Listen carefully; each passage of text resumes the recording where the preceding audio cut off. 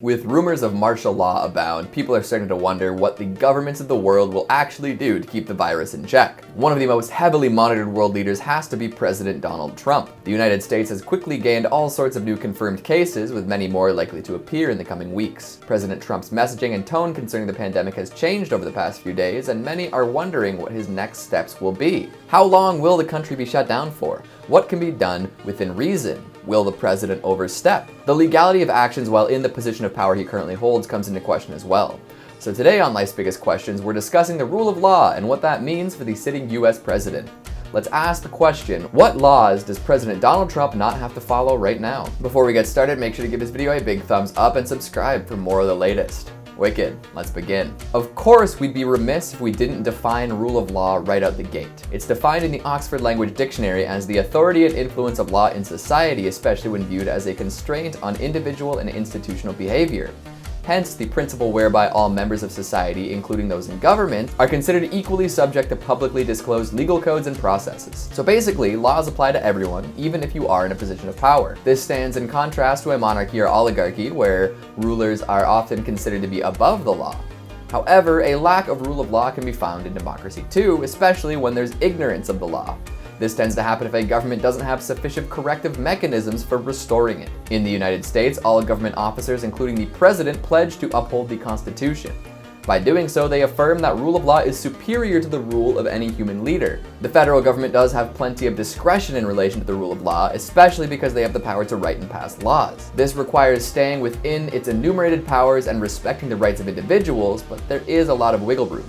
I won't go too deep here, but if any of this interests you, there is a wide array of information out there to be delved deep into. Before we get into President Trump specifically, there are some other terms we should go over.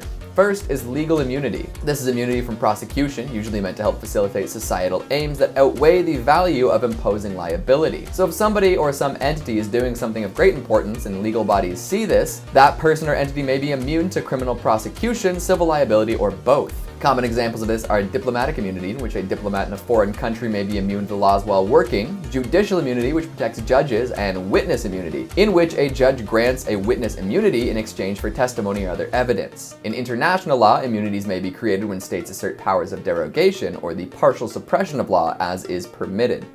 An example of this can be found in the European Convention on Human Rights, which states that this may happen in times of war or other public emergency. Representatives such as MPs, councillors, and government officials may also claim immunity in the pursuit of their duties. These actions may be suspect as potential violations of the rule of law, or they could just as well be considered proper as necessary protections for the officers of the state. This is only if they are rightfully pursuing their duties, and as such, if they are abusing their powers or acting in an unofficial manner, they will still be subject to whatever penalties that are associated with the law they have broken. Which brings us to presidential immunity. In the United States, the Constitution has no provision regarding presidential immunity akin to the speech or debate clause that protects members of Congress in performing their official duties. However, most presidents have claimed that the constitutional structure implicitly protects their ability to execute their constitutional obligations. The first time the Supreme Court formally recognized presidential immunity was in the 1974 case United States v. Nixon. In this Watergate-related case, President Nixon was subpoenaed, ordered to release certain tapes and papers related to specific meetings between the president and those indicted by the grand jury, which were some of his aides. These were believed to have damaging evidence involving the indicted men and possibly even the president. In the end, Nixon was ordered to comply, as his generalized need for confidential communications with staff was outweighed by the need for the materials sought in the criminal prosecution. So in this case, the president was not immune to the law, and Nixon resigned 16 days after this order. However, about a decade later, in the case Nixon v. Fitzgerald, the president was found to be immune from civil actions based on his official actions, while his staff were not. The argument here was that the president occupies a unique position in the constitutional scheme, and that the diversion of energy required to deal with private lawsuits would affect the functioning of the government. Interestingly enough, about 15 years later, President Bill Clinton found himself in a position where his constitutional status was questioned. In this case, because the actions he took were unofficial, he was not indeed immune from civil actions. President Clinton had hoped to put off the trial concerning his alleged sexual assault until the end of his term, but was denied. Presidential immunity did not prevent him from being compelled to appear in court. It was argued that presidential immunity could only apply if the president could show that a private civil lawsuit would somehow interfere with the president's constitutionally assigned duties. So after going over the outcomes of these three cases, it can be seen that presidential immunity has its limits, but can still be called upon in certain situations.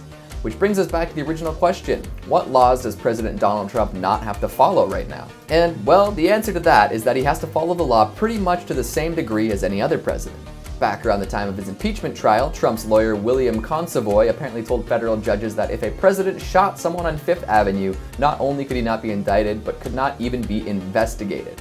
That's a pretty hefty argument to make in relation to the rule of law. However, Consovoy apologized soon after and clarified that state officials could investigate but not subpoena a sitting president. He was raising concerns about the proliferation of partisan state prosecutions burdening a president, kind of like how in Nixon v. Fitzgerald, where it was argued that dealing with private lawsuits could affect the functioning of the government. Obviously, if a president actually went out and shot someone in broad daylight, something would be done about it, but hopefully we don't reach that point. In a time of crisis, though, a president can make sweeping changes and enact radical policies without fear of prosecution. As we've seen across the world, human rights can be affected in order to protect more people. So President Donald Trump could enact laws that are unconstitutional if he can make a case for them being in the name of public safety. But if he were to ignore laws while performing unofficial business, it may still become an issue. It's all up to the courts in the end, and in our current situation, anything could happen. President Donald Trump is still subject to the rule of law, and will hopefully respect that moving forward. So what do you think? Are there any laws you think the US president is bound to break in these coming days?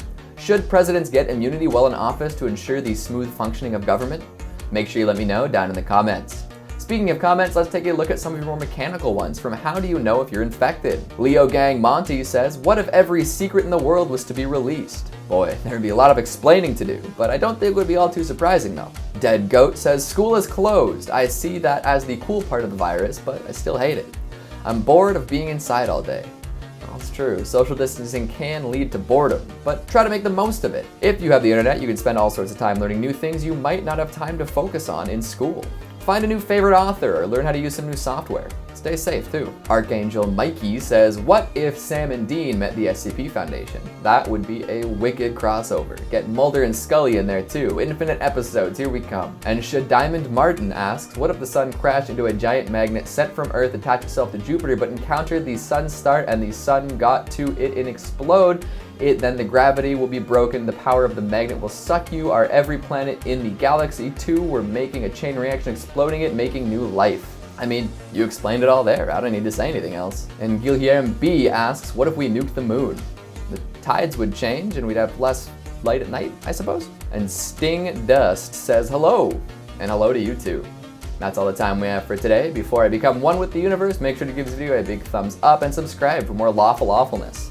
Thanks for watching, and I'll see you next time.